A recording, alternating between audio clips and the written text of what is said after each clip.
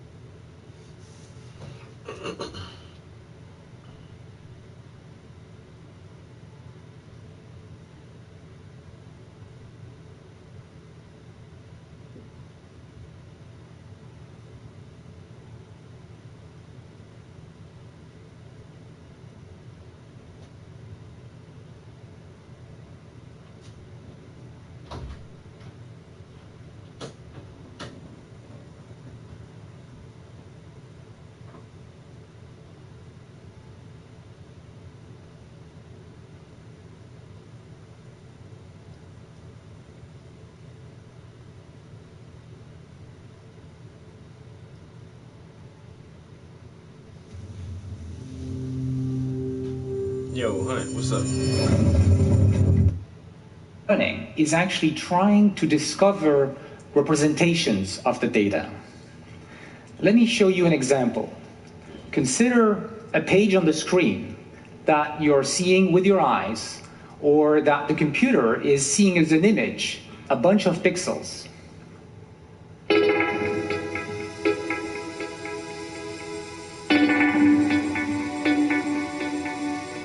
So just before I start, I'd like to let you know that I actually do have a PhD, so everything I say must be true, okay? About a month ago, I went on holiday in Costa Rica with my girlfriend. And it's a really awesome place. It's basically jungle and beaches. It's jungle and beaches, and you spend your entire day without being connected. There is no Wi-Fi, there is no 3G. And I don't know when was the last time you felt this kind of peace in a big city. We kind of forget what nature feels like. The problem is that as soon as we got back to the hotel, we got connected again. There was Wi-Fi. And as soon as we got connected, we started getting interrupted. All of a sudden, all of these push notifications from our phones would start interrupting us. It was interrupting us when we were having dinner. It was interrupting us when we were having our showers. Actually going and pressing with your wet finger. But it was also interrupting us when we were making love. And this, for me, was kind of a big problem because not only was I interrupted, I also kept on reaching out for my phone, hoping that perhaps there was a notification. And I wasn't doing this consciously. It was exactly like Pavlov's dog, but my bell was my ringtone, and my sugar was that one notification a day you might get that makes you happy. Perhaps it's a message from someone you secretly love. Perhaps it's Justin Bieber following you on Twitter. As it turns out, we got so addicted to technology that 9 out of 10 people today experience something called phantom vibrations. This is when you have your phone in your pocket and you thought it vibrated, you pull it out, there is nothing. If you're laughing, it means it probably happened to you. 9 out of 10 people. But think about it. We got so conditioned by technology without knowing it that we're now hallucinating 90% of the time. So how did we actually get here? I've got a great, super low-tech thing here. If you look back at the history of connected devices, so here you've got time, and here you've got whatever that will be. Back in 1990, you didn't have any connected devices. This was what you call the unplugged era, right? unplugged. 1995, you now have something called the internet. And this was awesome because all of a sudden, all of these computers got connected. So you had one connected device. But with this first connected device came something called email. Email also came with the first notification, which was the "you've got mail." Sometimes it was a friend, sometimes it was a picture of a dog, sometimes it was spam, most of the time actually. So that's the internet era. 10 years later, 2005, that's what you call the mobile era. This is what we're exiting right now. And this time it's not one, it's 3 devices which are connected. It's your phone, it's your computer, and it's a tablet. But with 3 connected devices, you would think that you'd actually have more value. But what really happens is these devices are not smart enough to figure out which one you're currently using. So the default strategy has been to push everything on all devices. Yes, sir. If you have a phone and a computer and someone calls you, it rings on both. If you answer, it keeps ringing because your computer are not aware of each other. This is a big problem because we're now entering something called the Internet of Things era, IoT. The Internet of Things is when your fridge is connected, your watch is connected, your car is connected. And this time, it's not going to be 3, it's going to be between 10 and 15 devices per person. There's going to be more than 100 billion devices connected by 2025. 100 billion. Just try to imagine a little bit what 15 devices that you own will feel like when all of them are requesting your attention, when they're interrupting you all day long, and when the only way you have to actually stop the interruption is manually interacting with each of them. This is horrible. This is just horrible. It's like the anti-Costa Rica. And when you actually look at this, right, just plot this thing here, you actually see that this curve is actually exponential, which means that, if you keep going, let's say, 20, 35, whatever, you might have maybe 1,000 devices. 1,000 devices. You're going to get so much notifications, you're probably not even going to hear them. It's just going to be background noise now. So, clearly we don't want that kind of future. This is a real problem. And I'm saying this because people don't realize that just yet. They think that this is just how technology works, but this is not how it works. There is something else happening right now, which is called artificial intelligence. And I'm not talking about the robot kind that will kill us all. I'm talking about a specific type of AI called context awareness. Context awareness is the idea that you can give your devices the ability to sense and react to the situation you're in. So in this specific scenario, context awareness is the anti-friction, because context awareness is how you make your phone not vibrate when you're in a meeting. It's how you don't have to actually click on an interrupter when you get in your house. The only thing is that AI takes a little bit longer to start, so it's kind of taking off recently. But actually, when it does take off, it goes much faster. So right now, for the next few years, we are going to get more and more friction. It's going to be horrible. Whatever you think you're experiencing now is going to get much worse in the next few years. But at some point, when AI will become so capable that the value it brings will be more than the friction of all of your devices, then something really amazing is going to happen. The overall friction, so the experience of technology, which is increasing in the next few years, all of a sudden will just revert. And because AI grows super rapidly, it will go back to zero very fast. There is a time in the future where technology will have no more friction thanks to AI. This era is what you call ubiquitous computing. Ubiquitous computing is about being able to add a new device, which doesn't add friction, it actually adds value. What's up, everybody? And this is what the digital revolution is all about. It's about using this artificial intelligence to make technology disappear in a way that you can just go about your day and not care about it anymore. So is this really such a crazy idea? Well, I think it's pretty cool, but when you go back a couple of 100 years ago, there was another very intrusive technology. It was really bad at the time. It was called electricity. Electricity in the beginning was very difficult to produce. It was very expensive. It was reliable. It would cut all the time. It was dangerous. You'd get electrocuted. Your house would catch fire. This was the reality of electricity back in the days. People thought that oil lamps were actually safer. You know, who would ever want to put like some electrical stuff in your walls and make everything go in flames? As the technology matured, it became cheaper, it became more reliable, it became more accessible. And today, you have it everywhere. You have it in your walls, you have it in your phones, you have it in your heart if you have a pacemaker. You don't think about electricity anymore, right? It became ubiquitous. It's all around us, and we've integrated in our lives in such a way that we forgot about it. It disappeared from our consciousness. And this is exactly the same thing happening with computing. Computing will disappear. And why am I excited about this? I'm excited because it's not just a question of, having your tea already prepared in the morning because your bed is connected to your coffee machine or whatever. It's not just about your car driving itself and actually knowing where you're going. It's not about that. It's actually about, having the freedom to actually enjoy the world in a way that feels unplugged, but yet has all of the value of technology. Now, just to prove to you that this is not science fiction, I'm going to explain how we actually build it. Context awareness, the first important thing is being aware of the people you interact with. This here is an example of what my email connections look like. The larger the bubble, the more emails we're actually...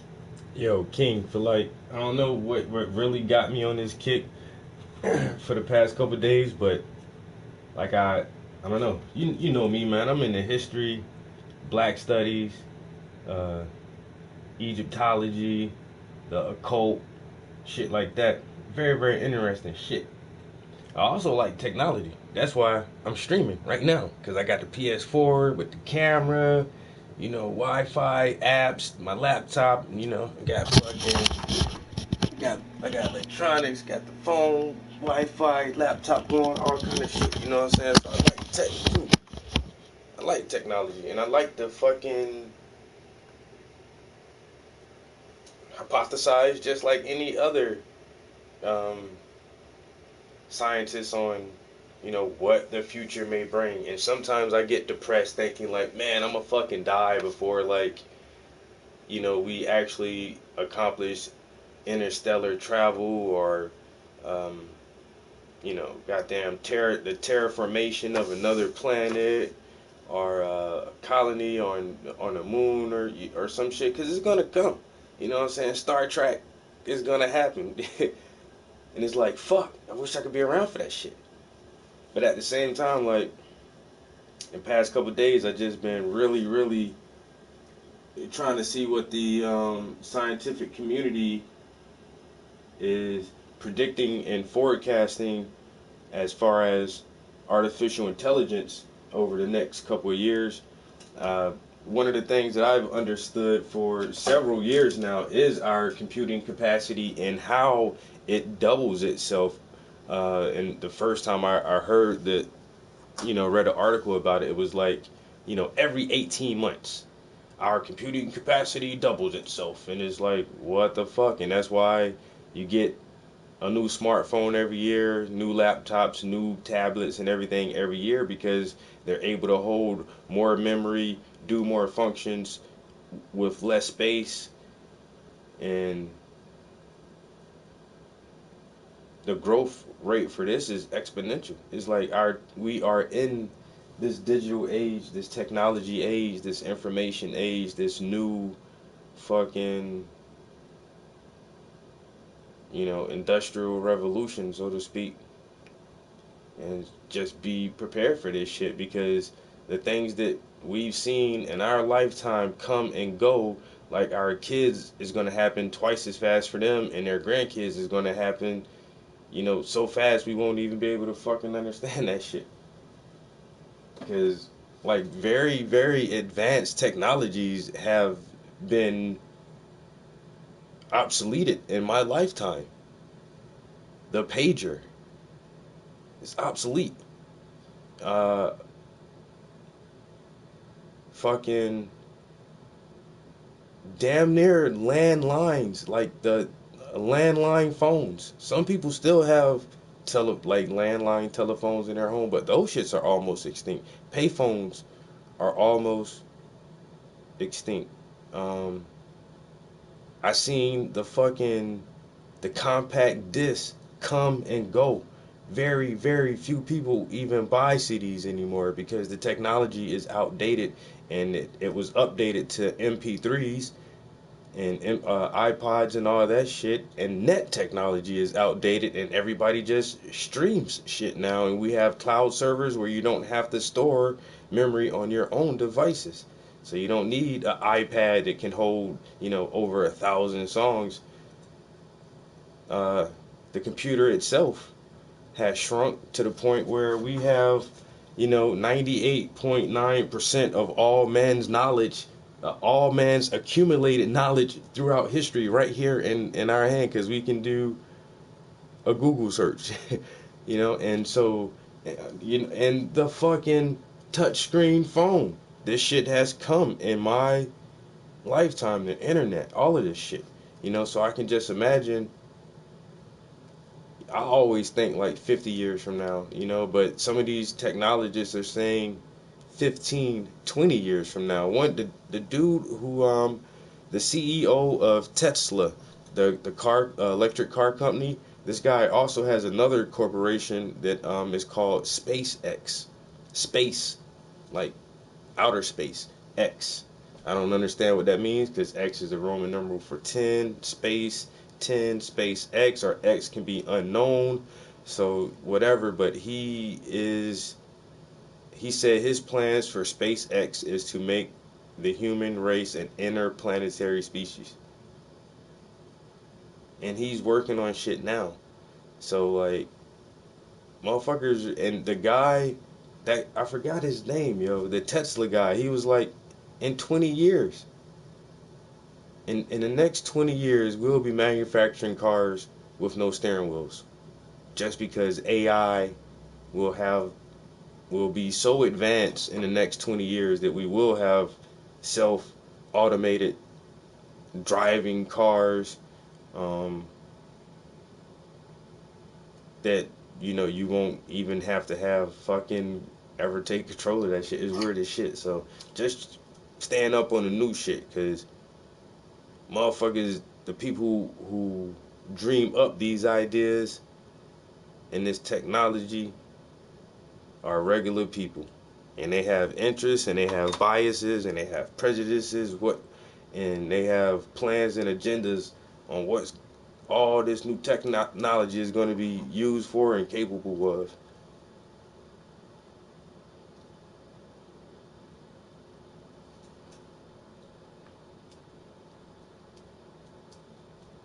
Elon Musk.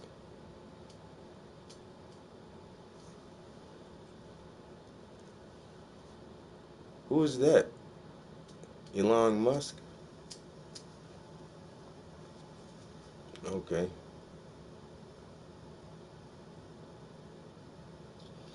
Yeah, see that SpaceX. You know what I'm saying? That shit is. Okay, that's his name. Okay, yeah, I know he got a weird ass name, yo. Yeah, Elon Musk. Okay. But that's what I'm saying. They're already, that's a 1,000-year project.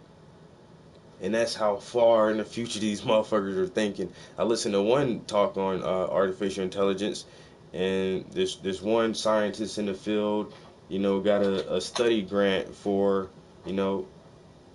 100-year study on the capabilities, prospects, advantages, and disadvantages of AI. Of course, he's just gonna, you know, start the research for, I think he said, like 5 or 10 years, and then it's gonna get passed on to different groups of committees.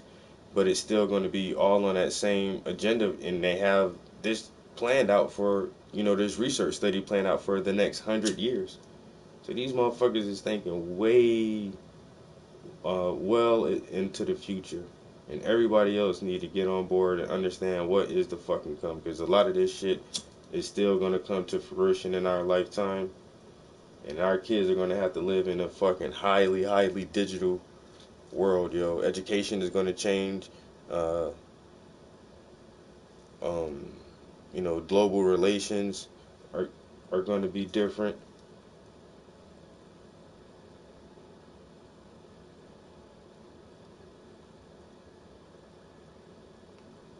That nanotechnology, yo, read this fucking book, yo. And it's an old book. I probably read this shit. Hell, this is probably almost 10 years ago now. But your boy Michael Crichton, yo, he be up on that shit, yo. Ever since Jurassic Park, yo, like when Jurassic Park came out, I think I was in elementary, yo. That shit is old as fuck now, but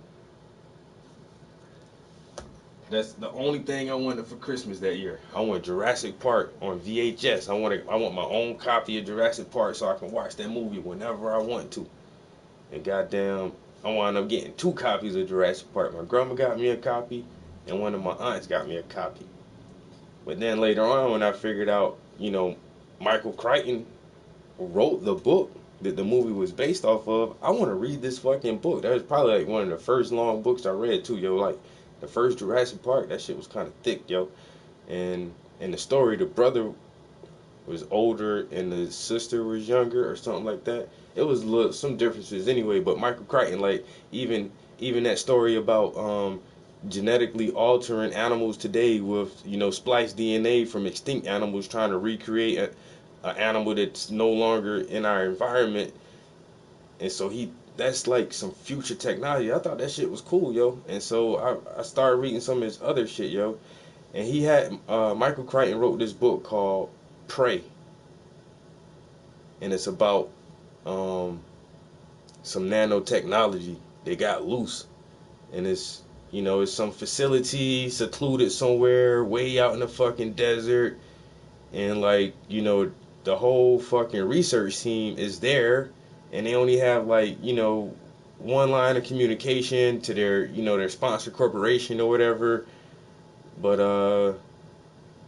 the fucking these nanobots are endowed with an AI, and they fucking take over this fucking facility, and they're able to fucking, it's like they described it like a cloud. It looks like just like a cloud of particles, and it can move, and it was autonomous, and this motherfucker was disguising, it was taking over people's bodies and disguising itself as that person to gain access to different parts of the facility and shit, yo. It was a whole fucking crazy ass shit on how to fucking stop this runaway swarm of fucking nanobots, self-replicating nanobots, yo. I wouldn't mind reading that book again, but I remember that shit like way back in the day. So motherfuckers already been on that shit, yo, that nanotechnology. And that was another conference I listened to some shit.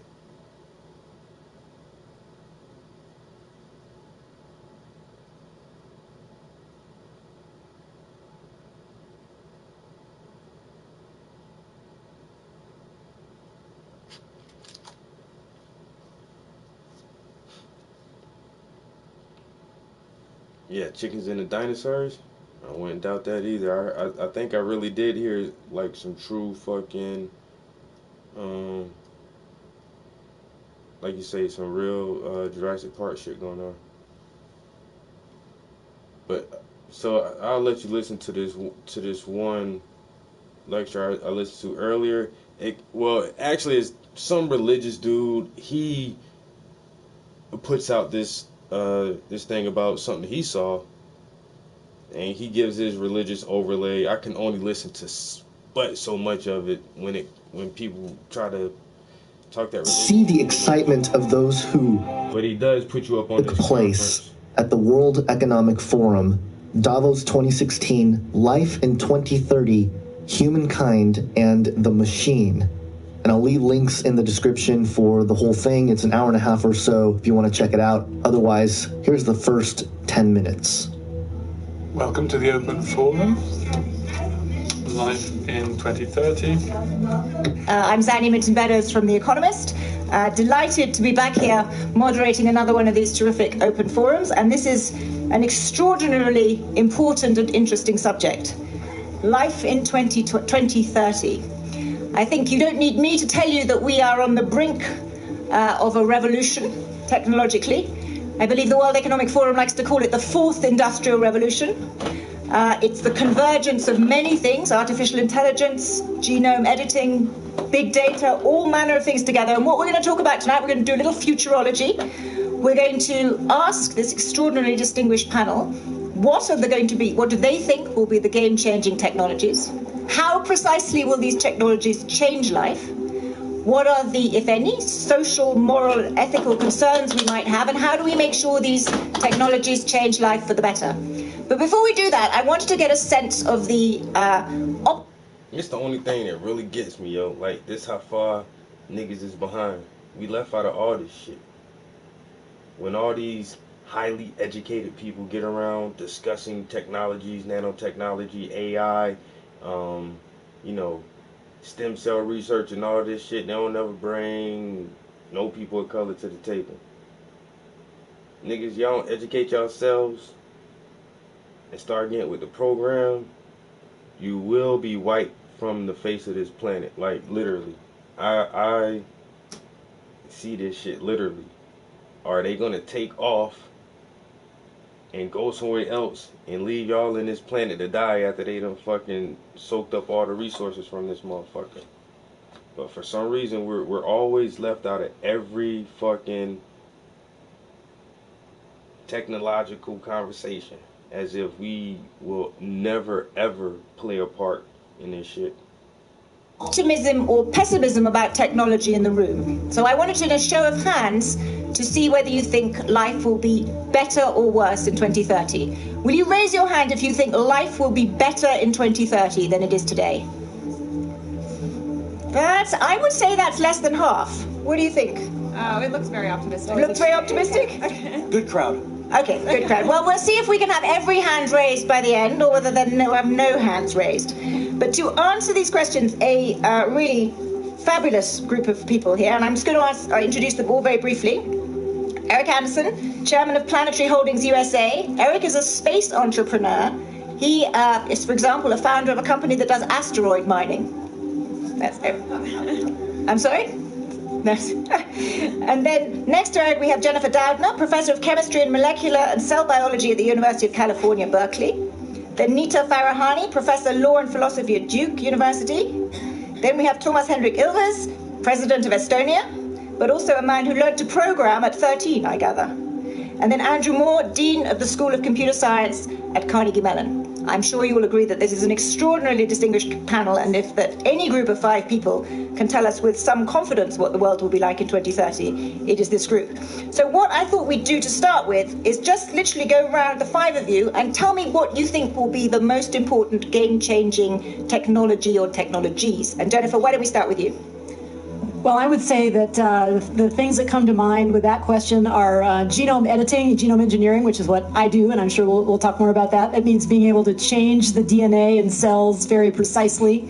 But I also think things like energy storage, sort of big data manipulation, sustainability, figuring out how to have more sustainable sources of energy and chemicals are all also going to be equally game-changing. Eric, what do you think? Well, given my background in space, I would say the advent of ultra low-cost, highly reliable space travel. It will open up the solar system. It will, look, in order for humanity to prosper, if we want future generations to have the same levels of growth and prosperity and quality of life that we've had, we need access to more resources. We need to use energy from space. We need resources from space. We need to live in space. And that's going to be enabled by low-cost space travel, which will happen by 2030. So all those folks who said that I'm crazy, they're not trying to leave the planet, well, there you have it. Nita, we're going to come back to all of these, don't worry. We're just getting a sense of where everybody is. I'm still stunned by that, but yes.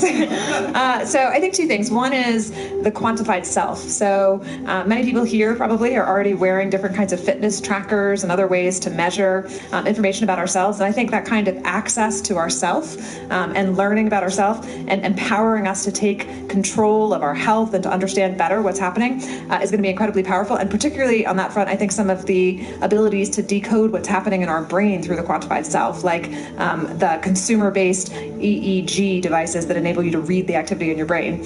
And the second, I think, is getting an understanding of the microbiome. So, most of what we are is actually made up of the bacteria that we cohabitate with, and understanding the relationship between our bacterial selves and the rest of ourselves, I think, is going to be incredibly powerful. Thomas, what do you think it will be? Well, I think that, well, first and foremost, anything that is based on the digital revolution, if we have 8 iterations of Moore's Law between now and 2030, which means basically every chip for the same cost will be 2 to the 8th times more powerful than it is today.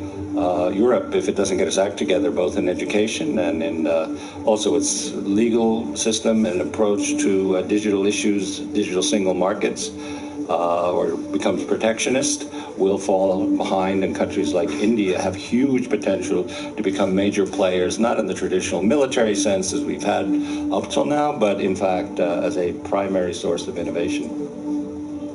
Last addition to our... let me just add, and big data together with the genome, I should also say, I think will have a huge role as well. Andrew, what's your... Well, firstly, I have to agree with each of these panelists so far, and that's not fun, by the way. We're going to find a way to disagree with each other later. One of the... I come from Carnegie Mellon University, where we have 500 faculty and students spending their entire careers working on artificial intelligence. So we spent a lot of time thinking about what the introduction of artificial intelligence means to the world. And for 2030, there's one prediction which I'm fairly confident about. And this is a branch of AI a lot of us call cognitive. Y'all know 2030 is just like right around the corner, right? That shit ain't a long time away, yo.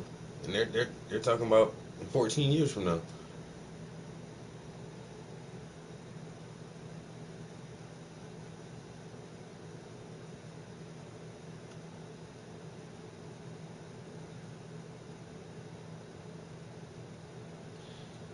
Grilled cheese, I wouldn't doubt it. Just, his corporation and Tesla, what he already did with the electric car is fucking phenomenal. But once again, like,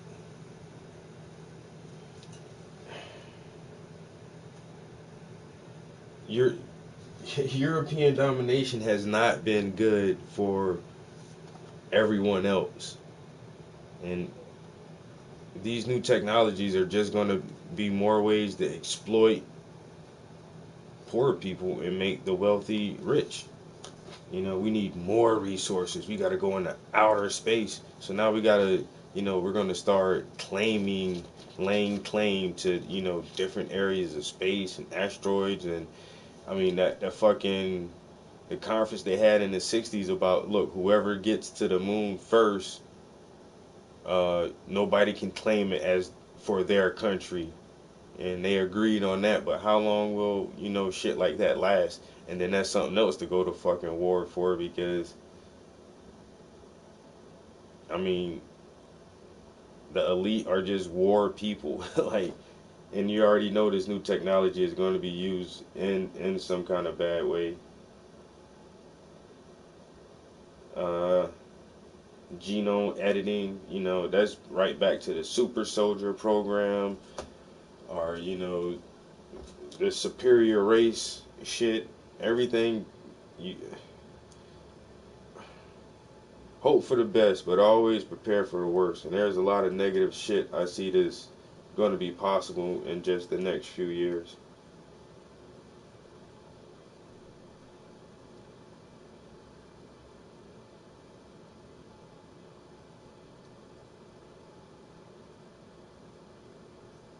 So far, and that's not fun, by the way. We're going to find a way to disagree with each other later. One of the, I come from Carnegie Mellon University, where we have 500 faculty and students spending their entire careers working on artificial intelligence.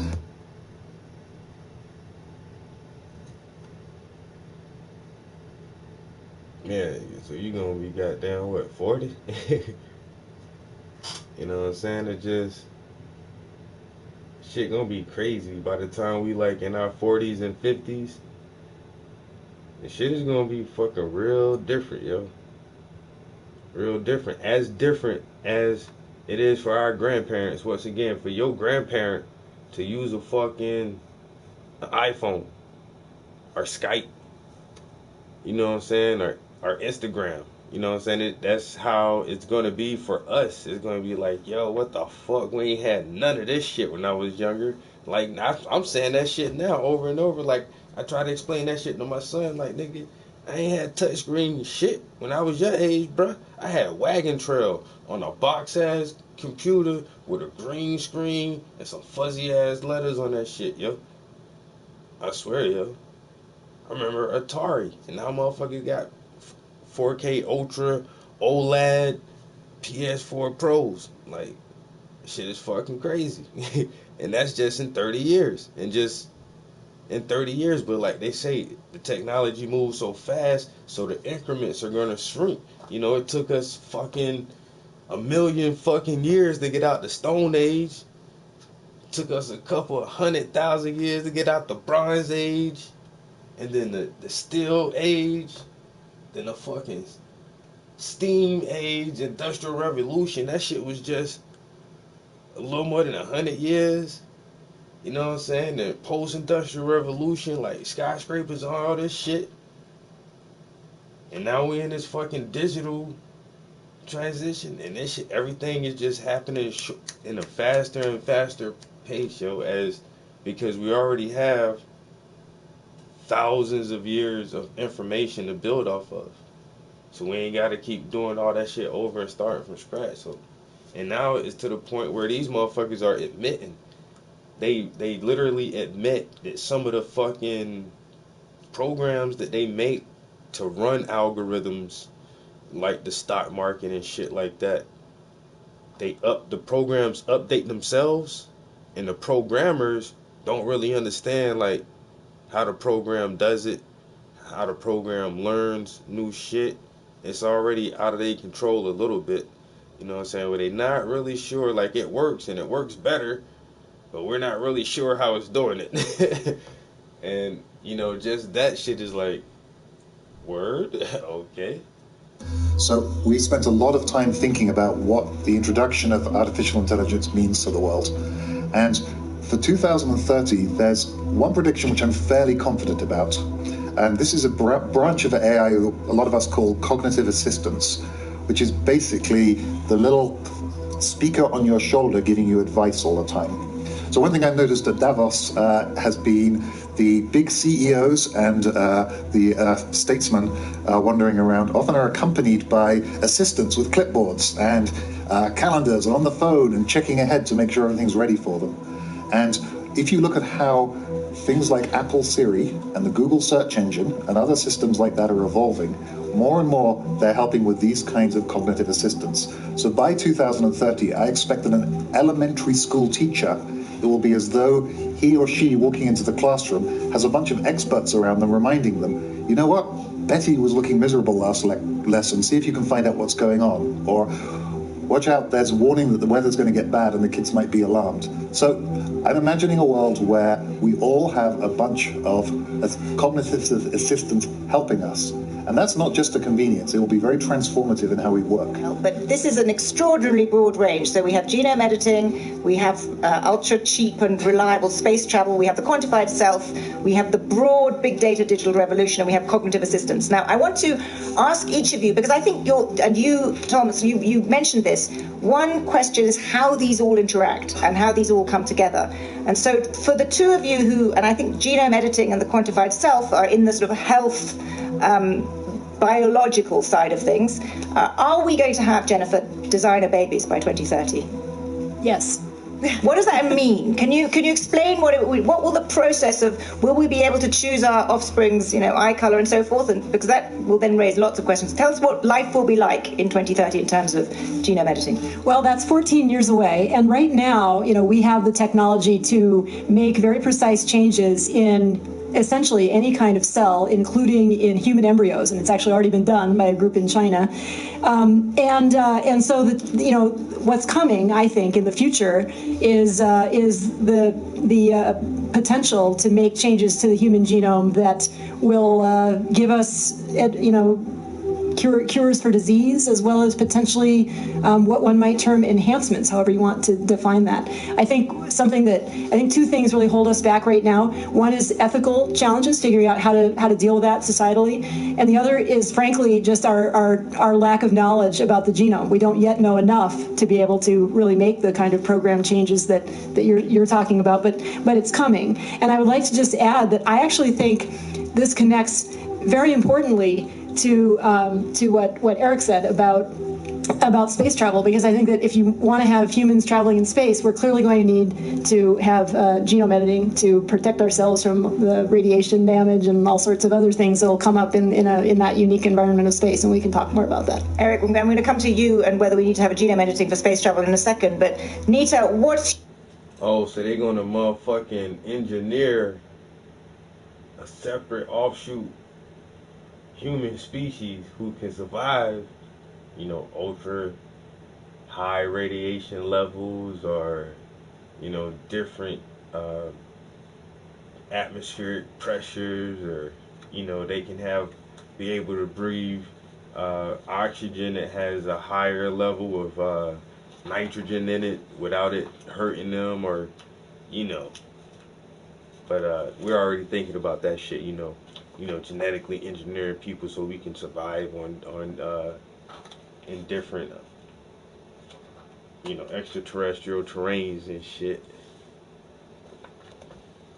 Yo, I'm telling you, bro. Like, I've been listening to a lot of this shit for the past couple of days, and like I said, this ain't no history shit. This some future shit. What's your take on that? Do you think Jennifer's right that we'll be there? And how does that fit with the quantified self? I mean, we're also going to have people living for, you know, forever because they are able to monitor their health well enough. Right. Maybe they won't need to if they've already been edited, right? So I agree with Jennifer. Are we going to have people living forever since they can monitor their health now? Well, maybe they won't need to since they've been edited already. I think they are able to monitor. So what's your take on that? Do you think Jennifer's right that we'll be there? And how does that fit with the quantified self? I mean, we're also going to have people living for, you know, forever because they are able to monitor their health well enough. Right. Maybe they won't need to if they've already been edited, right? So I agree with Jennifer. I think we will certainly have the ability to create so-called designer babies. We already do have that ability, not yet doing it aside from in non-viable embryos for gene editing. But what we already do is a lot of different design, right? So we start by choosing the person that we want to have children with, and that's already choosing some selection about what their genome will look like. We already have pre-implantation genetic selection, so people who do in vitro fertilization, that is, they go through a means of extracting an egg from a woman, extracting sperm from the male, putting them together, they can then screen those before they're actually transferred, and people are already doing that. I think the question is what concerns should we have about that? And one of the concerns we should have right now about doing it on a scale with something like gene editing is how safe is it for the future generations? What does it mean to be manipulating our genomes rather than using a process of selection? And what does that look like for the next generation and the generation after that? What does it look like to the human genome and to the kind of broad process of evolution? Are we going to get to the point by 2030 where we feel comfortable enough that that could be used in our germline, something that's passed on in future generations, as opposed to gene therapies, which would just affect the current generation? And we have to wonder what that society looks like. So what kinds of things are going to be okay to select and edit? So, you know, is it going to be okay to pick first, you know, very serious diseases that are just one point in the genome? The answer is yes, probably. We'll probably be very comfortable with that. Then is it okay to choose some traits, like, for example, if we could quantify and understand the many different things that contribute to intelligence, can we start to manipulate that? And what does that look like? And does that trade off with other traits that we might have? Does it trade off with creativity? Does it trade off with diversity? Does it create a kind of super elite that is more competitive than the other groups of individuals? And who's doing it? So if we have individual parents and couples making choices about things that they want to enhance in their children, that might be very different than state-sponsored choices where governments are making decisions about what kinds of things need need to be edited and what kinds of shaping of the population might look like. And so the kind of broad concern about eugenics would come into play depending on in whose hands it's in. That all plays in with the quantified health because, in part, we may live a lot longer. Life expectancy has already increased just in our lifetimes. But what does it mean when you take the kind of data that you get from the genome, starting from the time that a person is an embryo, and you have that now fully quantified? So before the person is ever born, you know everything about their genome, all of the predispositions that we know to date. How does that affect how we interact with that person? What opportunities we give that person? What limitations we put on what kinds of things that person can participate in? These are all issues we're going to have to grapple with. They are. Now, there's a lot there, but check out this little snippet about 47 minutes in. Humanity is becoming more and more powerful. First we had fire, it burned us, we learned how to use that. Many generations ahead we figured out how to harness the power of the atom. It's both our most destructive force, but it's also a force that keeps people warm and powers, half the world, whatever the number is. The same is true of all these other things. They require rules. And again, the rules better be there pretty quickly because we're reaching the point where the acceleration in all of these areas of technology is on Moore's Law. When hardware problems become software problems, when all companies are software companies, it's all accelerating at Moore's Law. And who should make the rules? Well, our government should make the rules. Well, let me push you on that because you are the person who says that very soon we're going to have cheap interspace travel, and we're going to do it because it may not be so nice here. We're going to need other planets to live on. Actually, that's not what I said. I didn't say that we were going to do it for that reason. We're doing. I said we are going to have. We're going to need more resources. We're going to need more resources to ensure greater prosperity on Earth, but also, so I could see how you could interpret that way, and I maybe should have communicated that better.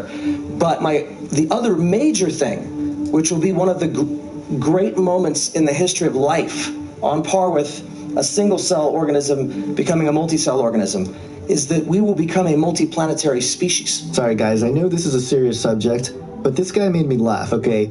The history of life and how we're going to become a multiplanetary species, and he's like all excited about it. Like, this is the world we're living in, guys. Okay, well, let's take as given we're going to, within 14 years, start to become a multiplanetary species. You, more than anybody on this panel, have focused on the need for legal frameworks. How are we going to create a legal framework for a multiplanetary species? Very carefully. Who's going to do it? It's a great question. I'm not saying I have the answer. I'm an engineer. I'm an entrepreneur. So can I weigh in as a legal scholar? It's a great question. Please, maybe she has the answer. Tom first. No, Tom, you I'll just, this is a serious problem even today, not to mention 14 years from now. Interplanetary travel? No, the legal framework to deal with modern technology. And as I said, our legal system is so far behind our current level of technology, not to mention future levels. And this comes down to, I often say, I as a legal scholar, want to say, yes, the answer is in law, that we can solve all of these problems. But law doesn't keep up, and I'm not sure that it should be the solution. So I sit on the President's Commission for Bioethics in the U.S., and we've been spending some time thinking about a lot of these complex issues and emerging technologies. What is a system of governance? And so on the one hand, you could take an approach that's a precautionary approach and simply say you don't bring anything to market until you know all of the risks and you can deal with them. That isn't the approach that we've taken or that I personally take, because I think technology will progress, and it's a good thing for it to progress, and you can't know all of risk. You have to be able to act in the face of risk. And so how do you do it? And I think part of the way you do it is through the process of deliberative democracy, that is engaging far more of the stakeholders to be part of the conversation rather than leaving it up to the government to decide and to tell us what the answer should be. So, while 500 faculty and students are working on these problems on artificial intelligence and far more worldwide, I hope that what they're doing is engaging stakeholders in the conversation rather than just programming for themselves to figure out how do you make the trade trade-off. And I assume if somebody spent 2 years doing that, that part of the reason that they spent 2 years doing the question of the animals and the human lives is they're engaging people in a broad process of deliberative democracy. So the question of, do we want designer babies? Do we want artificial intelligence? Has to start by having a large societal conversation across the globe, maybe across the planets, and in order to figure out what we as a people want, and to have that govern rather than simply then having law, because law will lag behind. It has to be a partnership between the public and the government. The government can't decide for us. It has to inform those choices. You know what? I'm going to take you at your word and then conduct a little bit of participatory conversation into this conversation now, because we have been hogging the floor a lot. Yes, gentleman there, 7 rows back. Yeah, I wanted to dig into the space mining a little bit. Asteroid mining, sorry. I mean, fascinating. Clearly, all the molecules that are on this planet came from outer space, so it makes absolute sense. But there's the problem of gravity and the difficulty of re-entry. So could you expand a little bit more? What you're gonna mine, is it mainly to stay in orbit, to construct things in orbit, or maybe to bring it to the moon, where entry is a little bit easier than bringing it back down to Earth? I mean, how far developed are your plans around that? Pretty far developed. I'll give a quick answer. So there's lots of different things that we mine for on Earth, and there will be lots of different things we mine for in space. The first thing we'll do is turn ice on asteroids into fuel. Fuel is what lets you get around, and essentially we create the gas stations in space to put satellites and place them in different orbits and do it much less expensively, to go places, to bring that cost way, way, way down. We will also bring materials back that we need. Platinum group metals. Platinum group metals came from space. There are no platinum group metals that exist on the Earth's surface that didn't originate from an asteroid impact. We've been mining asteroids for centuries. We've just been doing it on Earth. And by the way, the point I wanted to make about the legal structure is, in 1968, everybody in the world was worried about who was going to get to the moon first, the Soviet Union or the United States. And guess what? They got it together and they made the Outer Space Treaty. And the Outer Space Treaty of 1968 said that whoever got there first couldn't claim it as part of their country. So that was a problem. You know, it took some rocket launches and some demonstrations of a threat to figure it out, but they did. And now the problems are accelerating faster. And so my whole point in that whole thing was just that we need to speed up this parallel technology development with rulemaking and policy making and things like that. Now, I sped it up a little bit and edited some parts of it so it just moves quicker, but you get the idea here of what's happening. And let me tell you that just here where I'm at, things are developing that are pretty crazy. Infrastructure. You know, they talk about this being the next level of the Industrial Revolution, this boom that's about to occur in technologies that suit our civilization. It involves space and gene editing and big data, quantifying self, all these things that are going to be tied with the economic system, because the economic system is what is bringing forth this technology all around us in a new civilization, right? So this is why this discussion needs to happen in the church, and it's not happening. So what's going on? Like, it's time, people. This discussion needs to happen now, because the World Economic Forum has announced it's happening in the next 15 years, and that includes biochips and everything. And I think there is a responsibility for Christians to share this information. So first, and that's as far as I can get when he starts talking about Christianity and stuff like that. You had me good. You had me going, man. You just dropped some major truth bombs, bro. Dropped a major truth bomb on me, then you lost me with that Jesus shit. Cause the people in the church, man, the church ain't saved the world since the inception of the fucking church, man. Church ain't gonna do shit, man. God damn, church ain't gonna do shit.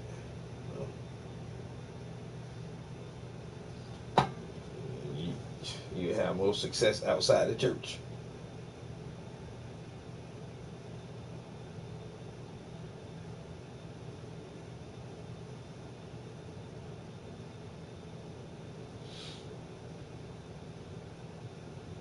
Am I high? Why? I mean, why would you even ask that question? What the fuck kind of question is that? Are you high? Are you?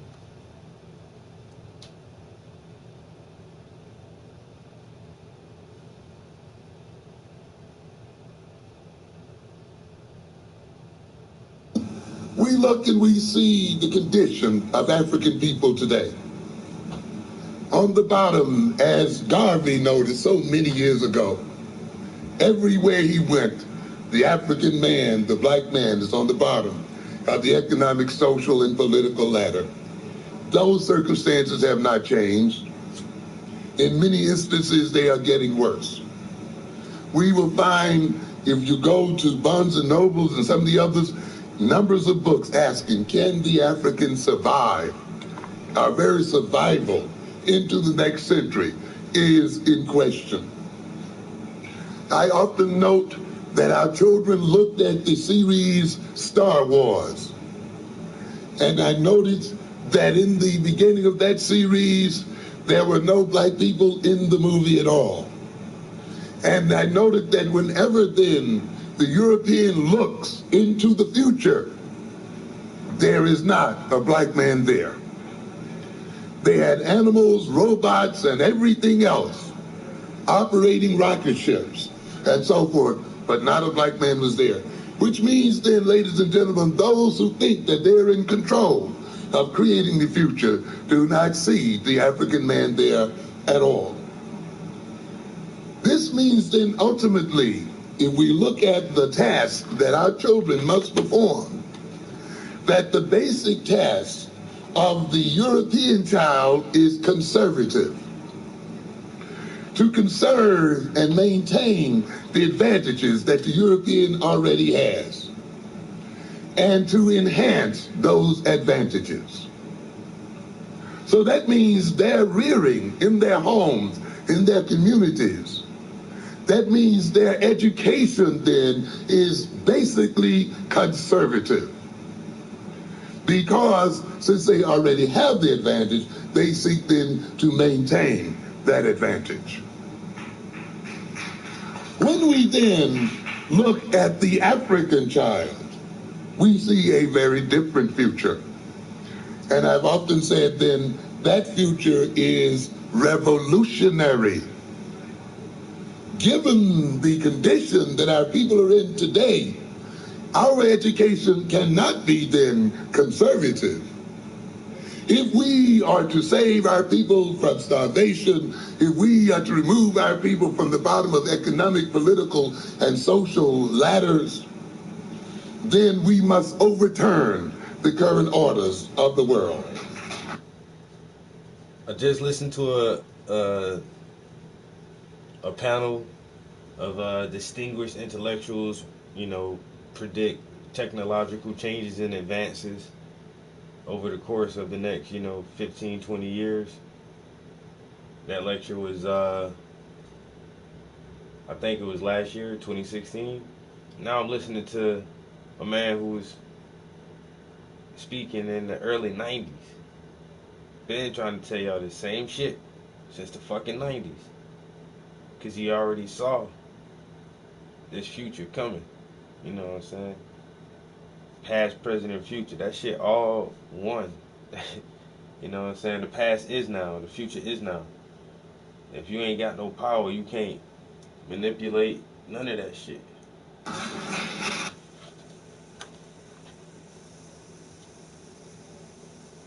That in and of itself makes it very clear that they cannot receive the same education as the white child. They cannot be reared the same way the white child is reared, because they have very, very different tasks to perform. It is when we recognize then the future tasks that our children must perform, and when we reflect on that task, we then use those future tasks and knowledge of those future tasks to reorganize our present circumstances, to reorganize the schools, to reorganize our relations one to the other, to reorganize our perception of ourselves, and yea, even to reorganize our history. Because history is alive and history is present. As I pointed out in Newark of last week, history is the present and history is the future. In European systems, we have a linear approach to the world. an approach that makes one believe that history is something that is left behind. History is something that can be forgotten. No, ladies and gentlemen, history is never left behind. In the human mind, the history is now. And in the human mind, the history is present. For the future is made of things that were made in the past. Without past, there is no future. In order for us to be in the condition we're in, we must literally be turned backwards as a people. We must be reversed, because this world can only be ruled in terms of lies. When you have a minority of people, a 10% of the world's population, a 10% of the world's population whose lands are not inherently wealthy, whose lands have no natural resources, ruling over the other 90%, then that other 90% must be kept out of its mind. That other 90% must exist in a state of deception. That other 90% must live then in a reversed situation and in a backward situation. Therefore, that other 90% must accept the lie as truth and the truth as lies.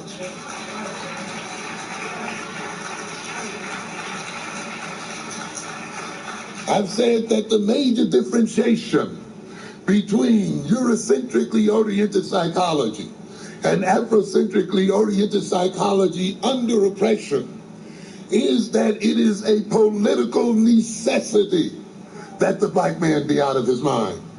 It is not merely the result of the interaction you had with your mother or your father.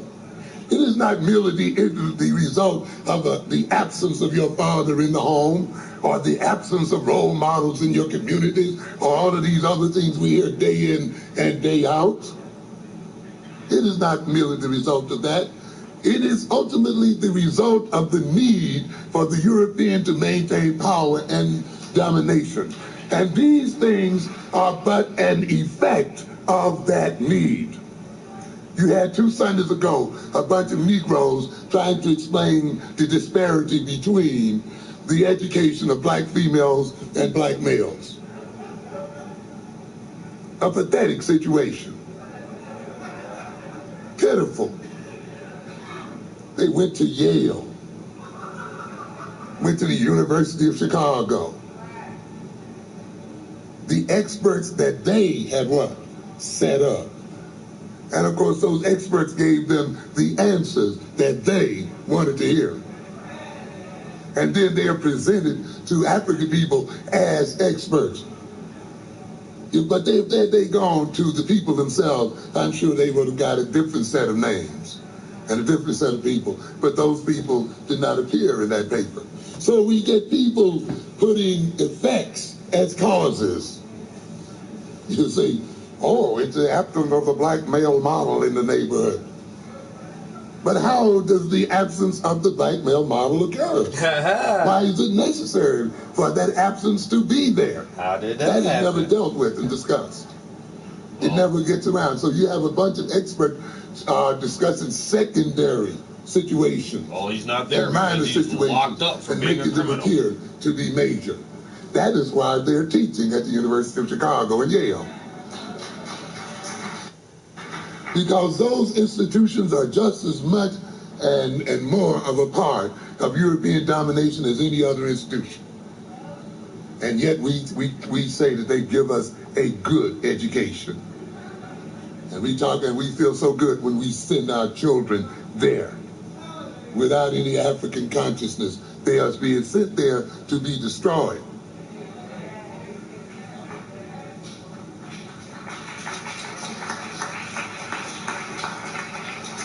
So then we have to then look at the schools, because it is in the schools, it is in the colleges and universities that the black man and woman, the black child, the black boy and girl must be taught to be dumb.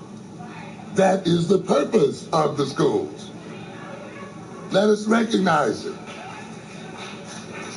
If the European can only exist to the extent that we are not in control of our common sense, that we are not in control of our identity, that we are not in control of a shared collective activity level. If the European can only exist and dominate as a result of the fact that we are not in love with ourselves and with our people, if the European can only be in control as a result of the fact that we have not fully developed our technological thinking capacities and the ability to concretize those capacities, then why do you think those abilities and those personality characteristics are going to be taught in European-oriented schools? It doesn't make any sense. The European is not going to teach his enemy to overthrow him, and yet some of us think that that will be the case. There is hardly any African in the world that is ever given a European education. You know, we hear some people talk about, well, that he has a white mind, or he thinks like white folk. Black people are not taught to think like white folk. You can sit in the white university as long as you want to. You'll never be taught to think like a white man. You can even learn the same thing in terms of course content as the white boy and girl, the white student. You can learn it even better. You can come out summa cum laude, and you still have not received a white education. No, sir, you get a Negro education no matter where you go in the system.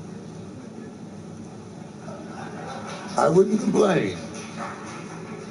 I often tell people, you know who thinks more like a white man, if you want to use those terms, I'm putting those in parentheses, a Farrakhan.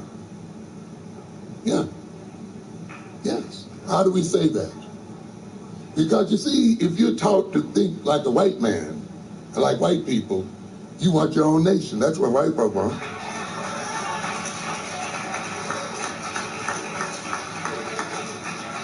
You'd want to own your own neighborhoods. That's the way white folk think. You'd want to control your own economy. That's the way white folk think. You'd want to have your own army. That's the way white folk think, ladies and gentlemen. These people going to these colleges don't think like white folk. They don't come out determined to control their destiny. They don't come out determined to create their own nations and places in the world. They don't come out determined to control military strength and economic strength and other strength. They are coming out the same way their slave great-grandparents came out. That is, to be servants, and to be highly educated servants.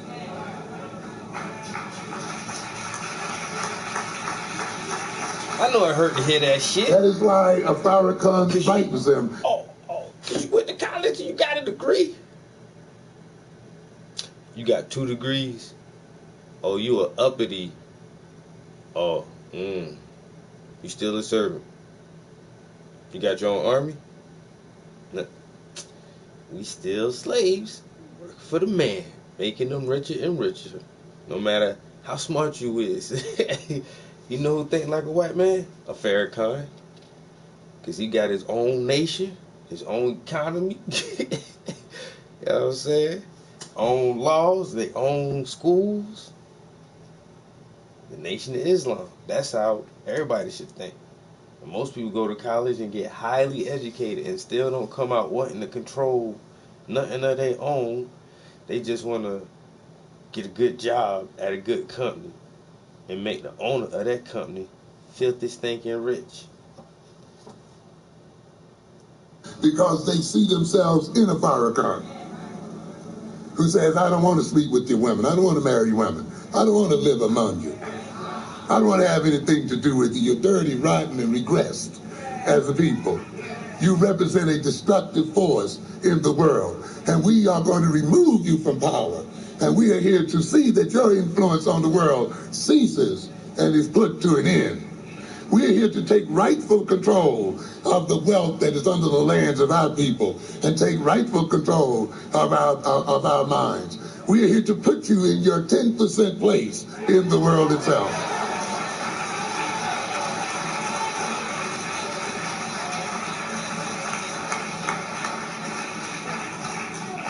They see that. Where are you getting that kind of education? In the Yales and Harvards? And yet, ladies and gentlemen, that's the only kind of education that's worth anything. I've often said there that the function of education is not to get jobs and all this other baloney you hear every day. Secondary. The ultimate function of education is to secure the survival of the people. What good would it do you to know computer engineering and all the other stuff if you can be blown away at any moment by another people? If you're manipulated by another people?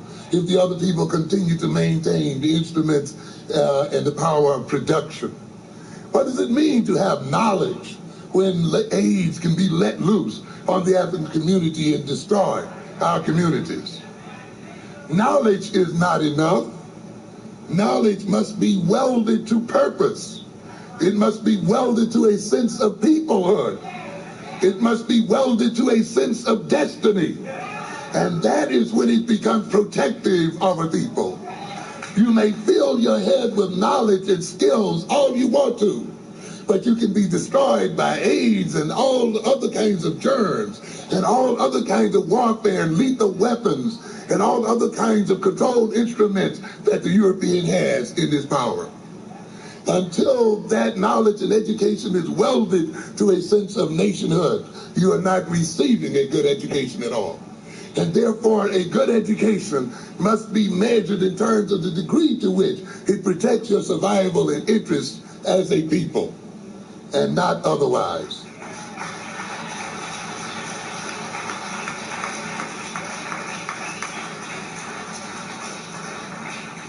So then we see an attempt then in the European school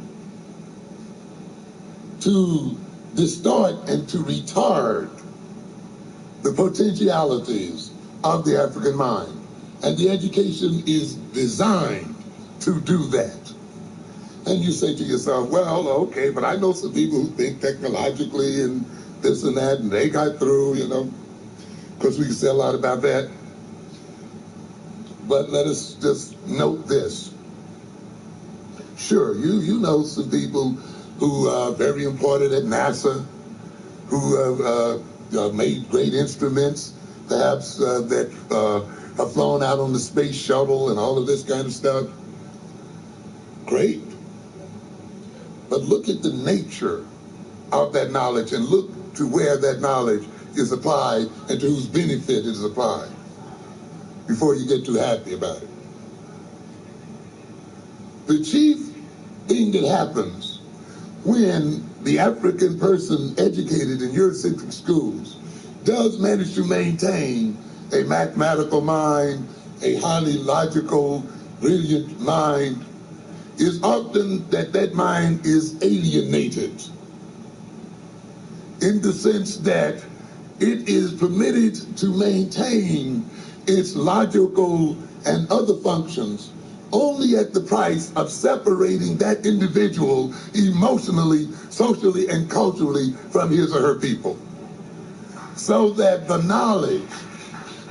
knowledge and skills cannot be used in the interest of the people, but in the interest of the enemy.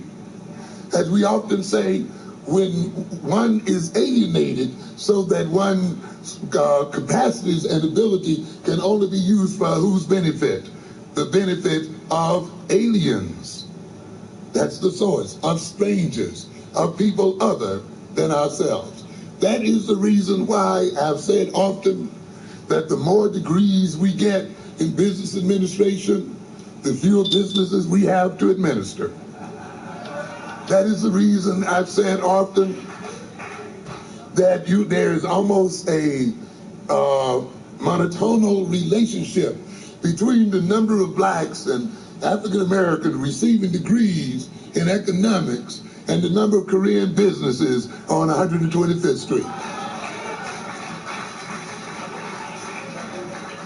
It's no strange coincidence then that as we get more and more MBAs out here, we get more and more Korean businesses on 125th Street. Isn't that a strange situation? Paradoxical? But it's really not that paradoxical. It's paradoxical. We've noted here now that on 125th Street, there are approaching 70 Korean businesses on that street.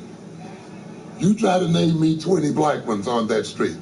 And yet there are 95% of the people on that street that shop on that street are black people, African Americans. Where are the MBAs? Where are the PhDs in economics who went to the Wharton School of Finance? Where are those people with their knowledge? Because the knowledge is alienated, it cannot work for African people. It can only work for the other people. So don't be so proud of yourself because you might have gotten through MIT and you may be a mathematical genius. See where and how you can apply that genius in the interest of the survival of African people. If you cannot do so, then you have been alienated and you have become a part of your own oppression.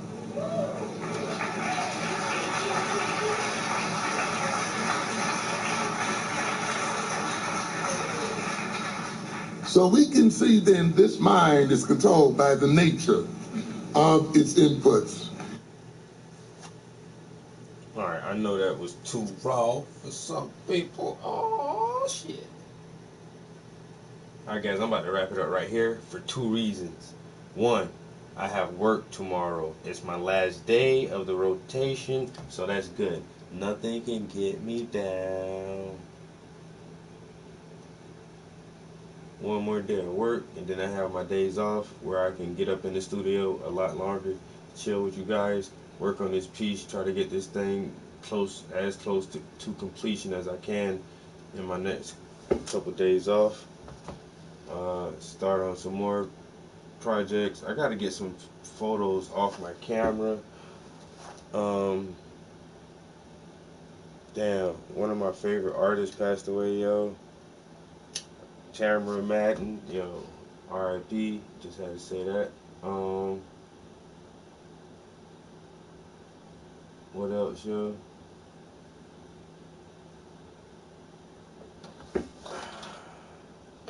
Oh yeah, and tonight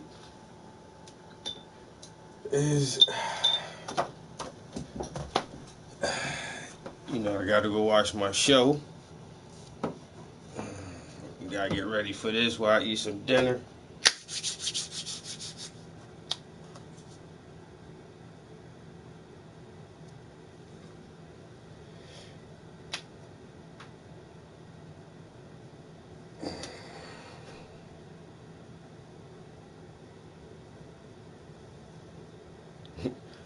I love Kelly. What? You gotta blame someone? Oh, what Dr. Amos Wilson said got to you a little bit. It's hard to, it's hard to dispute facts, especially if you was in here earlier and you would have listened to the conversation about technology that we had a little debate about, and then jumped in on the Amos Wilson and how his message correlated with the first information we heard. Then you probably would have got a better picture of everything. But just blaming someone, I don't like pointing fingers, but gotta blame someone, right? It's hard. It's hard to hear facts, man, especially when it makes sense. Then it's like, oh, he's right. So you can read the book called Miseducation of the Negro. That's a good one. You can read Dr. Amos Wilson's The Falsification of African Consciousness, Eurocentric History, Psychiatry, and the Politics of White Supremacy. Very, very, very deep book. I'm not a psychologist, but I read the shit they write. I listen to their lectures. I listen to all kind of shit. So, facts. It's oceanology. Oceanography. It's oceanology. Oceanography. I took a class on it. You don't even know what you're talking about. Facts. Bet y'all don't know where that shit come from. Yo, but I'm just slowly trying to work my way through this background. Get those nice colors popping back there. Applying the second layer. Whoa. Okay, guys, how often do I get this question, right? Just subscribe to the channel, dude. AKA. Why? Why should I? Tell me that. Why should I? When all these beautiful black people around, man, I can paint beautiful black people to the end of time and never run out of people to paint. But this is gonna be so dope though. When it's done, oh man.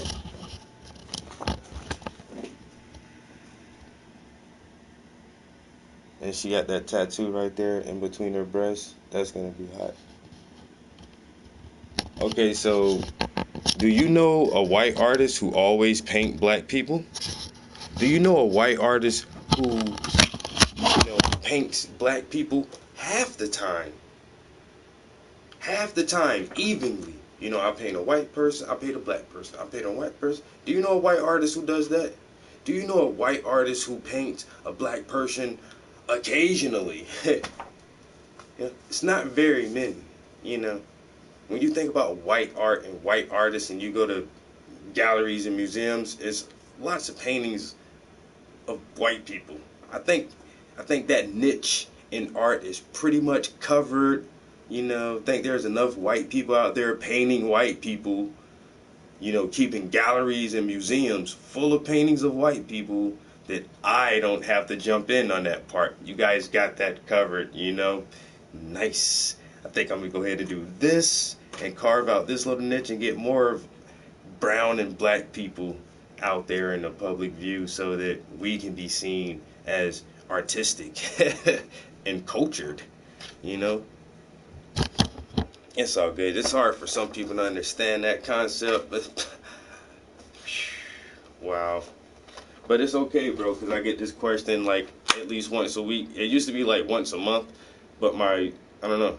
I guess more people are starting to watch the stream now, and it's like at least once a week somebody's like, you don't paint white people? Where are the white people? You're racist, aren't you? Because you don't paint white people. And like, no.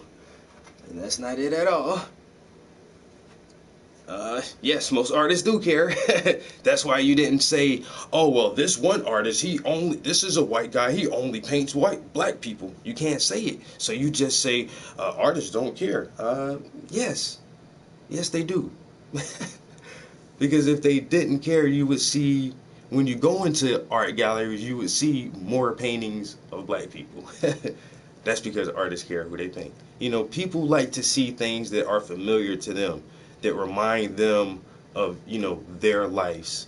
So most Asian artists paint Asian scenes, and Indian artists paint Indians, and white people paint white people.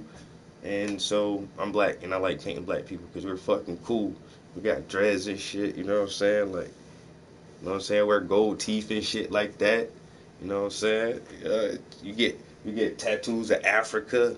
That shit is dope, yo. You know what I'm saying? We get onk tattoos and shit like that, you know what I'm saying? Motherfuckers do stuff like that. Motherfuckers be reading real books and shit, The ISIS Papers, Keys to the Colors by Dr. Francis Cress Welsing. The Long Walk to Freedom, written by Nelson Mandela. Mastery by Robert Greene. And he also wrote the 48 Laws of Power. And that, because we got dreads and shit, you know what I'm saying? Motherfuckers just be chilling, you know what I'm saying? Drinking coffee, reading books and shit. Because, we just be chilling, reading books and stuff. You know what I'm saying? Just chilling, reading books. A little bit of, Huey P. Newton, some revolutionary suicide. You know what I'm saying? Or, chilling, reading books. Chilling, reading books and shit, because that's what we do, man.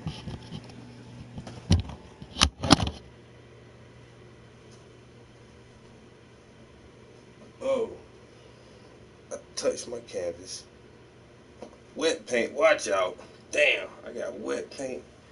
Did I fuck it up? A little bit. It'll be alright. I'll get it back on the next round. Oh, man. You know, I was going to really quickly end the stream, but it's all good when I got to explain myself to people. Hope you understand. Hope you overstand.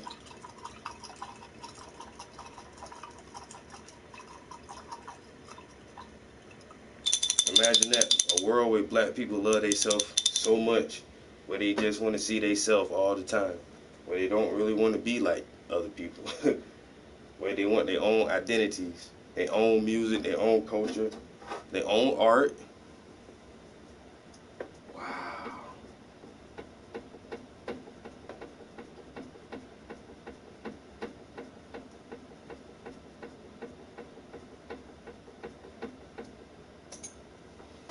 Alright guys, what time is it?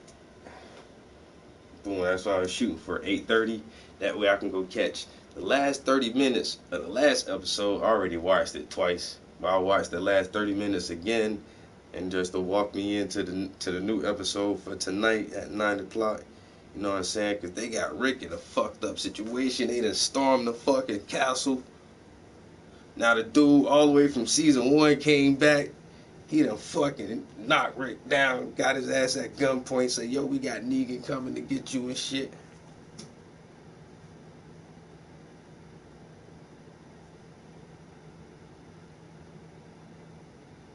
Oh, it's gonna take bruh, it's gonna take more people like me saying the same shit that I'm saying right now, doing the same things that I'm doing to create a world where color doesn't matter.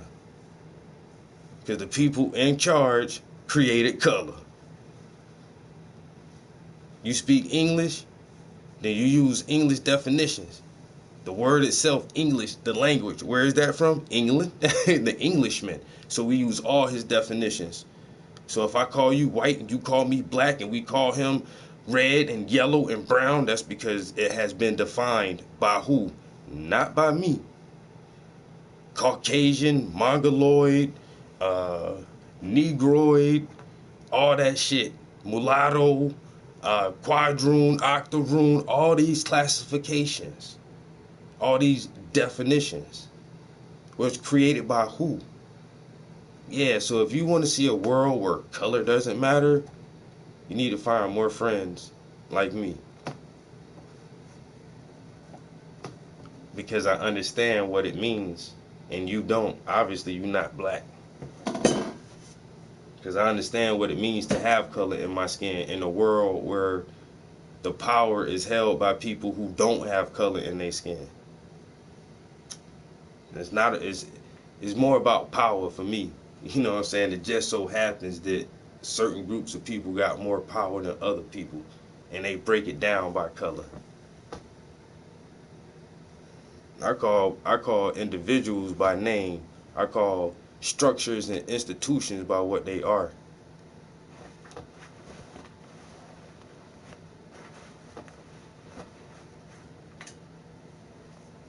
I need something to wipe this paint off.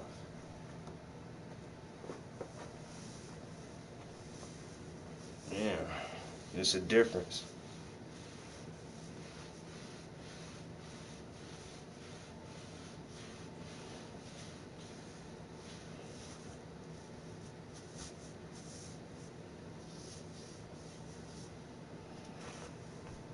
Individuals don't really have a lot of power, man.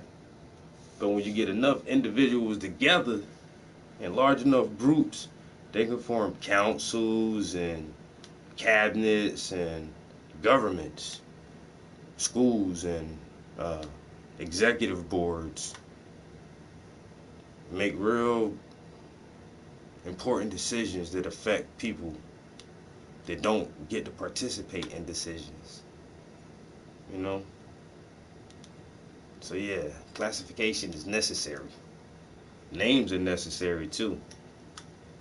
That way you can name the people who are a part of the system, the construct. It's fun talking to people like you.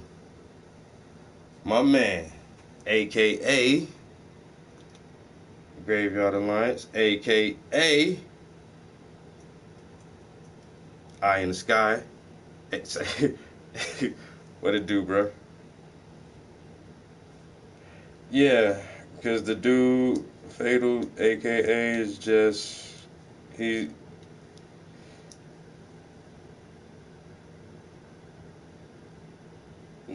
wrong again, bro. You think you know a lot, but you don't. Okay, so what is money used for? See, you don't even know the level of your brainwashing, because money is nothing. Money don't really matter. Money is object used for exchange, right? Currency, something that's used for exchange. Exchanging what? Goods. What are goods made from? Resources. That's what matters.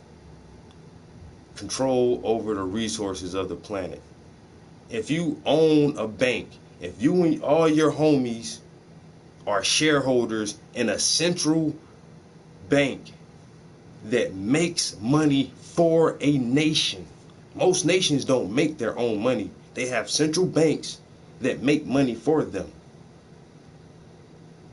So if you are part of this central bank structure and you make money for an entire nation, money don't matter to you.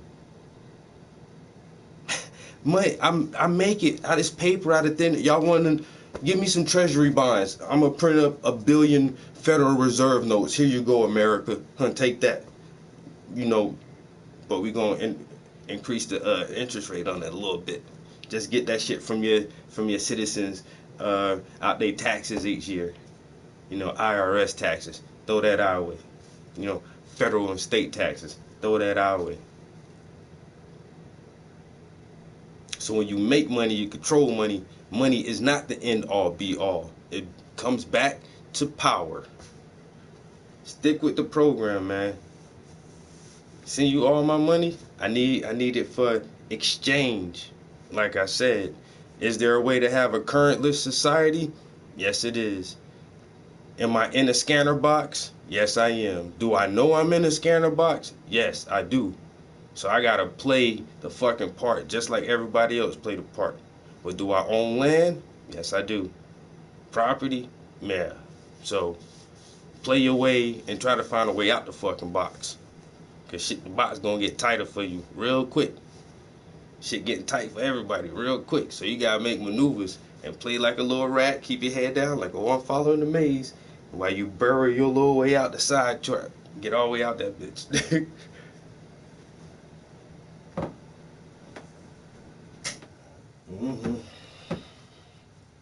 Send me all your money. Send me all your money, man. You send me all your money. Let's do it like that. You do it, you send me all your money first, just so I see how much you got. Once I count it up, I'm gonna send you your money back, and I'm gonna send you all the money I got. And we'll just keep sending it back and forth like that. You know what I'm saying? We'll see how that work out. Money talks. Anyway, guys, it's been fun. It's been real. But I am hungry as I don't know what. My man Blunt, I wish he was there earlier, man. Yo, that's first. I've been up on this AI shit, man. Yo, you gotta listen to some of these lectures. Artificial intelligence in the next 15 years. There was one called AI in 2030. I listened to another TED Talk. I forgot the dude's name. Yo, what's that guy name from Tesla again? Monk. Yo, that motherfucker was talking about artificial intelligence in 2020. Yo, shit getting crazy, man. I like to listen to these future talks right now. Y'all gotta stay up on this shit. Oh, y'all heard about the shooting in Texas? Another mass shooting at a church, like 23 people dead. Some crazy white dude with a gun, you know, because I don't know what it is. When white dudes go crazy, it's like, you know what I'm saying? It's weird because they say black people violent, y'all gangbangers and this and that. Man, niggas do a drive-by with an AK, rah, rah, rah, and maybe hit like 2 people. You know, and they really trying to lay the whole block down. They might hit 2 people. One of them may die, one of them survive in a wheelchair, some crazy shit. And that be it, yo. You know what I'm saying? That's how gang wars be. You know what I'm saying? Like 1 or 2 people. Like when white dudes get mad and go crazy, they killing 10, 15, 58 people. You know what I'm saying? That shit be crazy as fuck. At churches, schools, country music concerts. It's like, what is wrong with you dudes, man? And there's no moral guidance in the black community. You know, and there's fathers, you know, the black fathers need to be there for their kids. It's like, all right, well, so what's the fuck up with the white community? Why, like, every couple of months y'all going postal, like, where y'all daddies at? Yeah, what the fuck is, y'all need to get them kids off that Adderall, the motherfucking Percocets and all that shit, man. Man, I'm trying to tell you, man, that shit crazy. Rosie, what's up? Sweet cheeks. Oh, man. That's fucking crazy.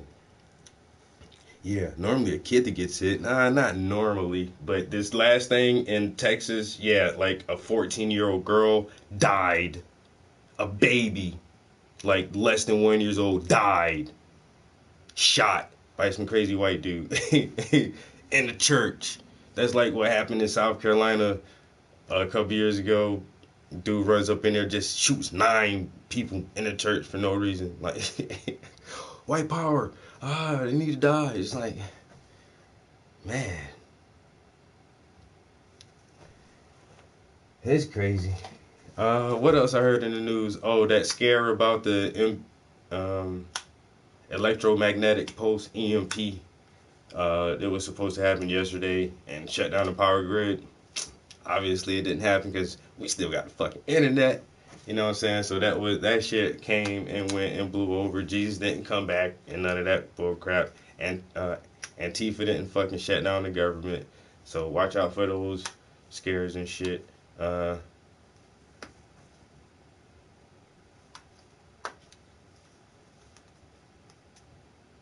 drive-bys equals dead kids. Okay, bro. You know, like when the cops drove by on Tamir Rice because he was in the playground with a toy gun, and they just drove up and hopped out like pow pow pow.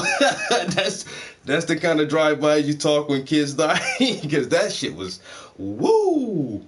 That shit was crazy, son. Great. He was 12 years old. That was a kid, man. And the cops just drove by and blasted his life out of his body, yo. So, yeah, I know exactly. Yeah, drive-bys do equal dead kids, man. Yeah, and crazy white dudes equal churches full of dead bodies. Like, dead bodies everywhere. Like, 27 people dead, 15 people injured. Tragedy. But, you know what I'm saying? Y'all guys to get that shit together, man. You need to sit down and have a talk with your community, man. Well, tell that to Trump, you know what I'm saying? Because when Puerto Rico had that that hurricane, and he went over there, and they were like, yo, we need more help. And he was like, what happened? How many people died? 15? 16? 16? Look, guys, only 16 people died. Look at what happened in Katrina. Like, literally, hundreds of people died in Katrina. Like hundreds of people died, you know, but you guys, like, only 16 people died, so it's not that bad, you know, and that's coming from your president. And then he throws them some paper towels like he's Jordan. Here, Puerto Ricans, take some paper towels, and you get paper towels.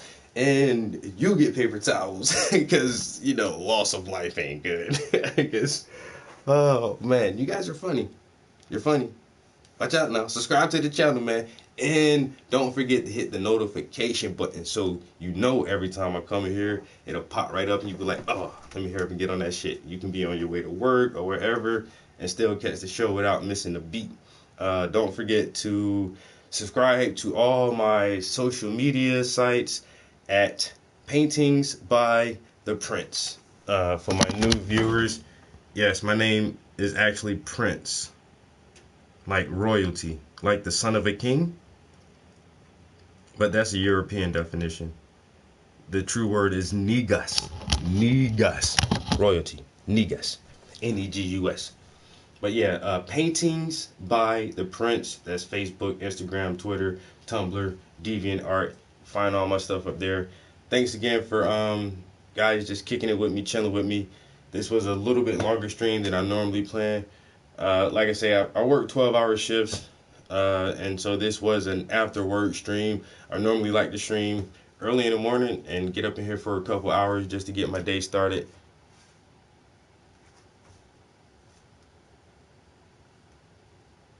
You spelled it wrong.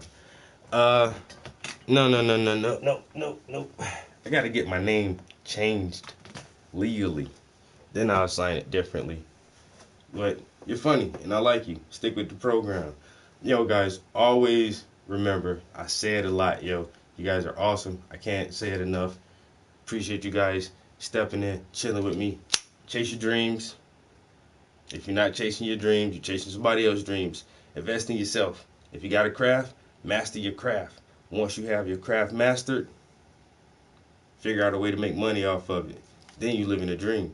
You know what I'm saying? Keep a positive attitude. Always put positive energy in the universe and stay away from negativity. It is contagious. Believe me. Don't do it, people. You hang around negative people, you will be a negative person. Just hang around positive people. And when the haters come around, smile. Because it gets them down. All you gotta do is keep smiling. Especially if you got a smile like mine. That shit is like $1 million smile, yo. So, you know what I'm saying? You want to kill the haters? Keep a smile on your face, yo. Everybody, yo, once again, yo, peace. Until next time.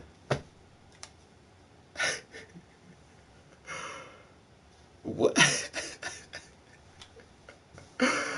I think you haven't seen me for his whiteies, bro. My girlfriend's white.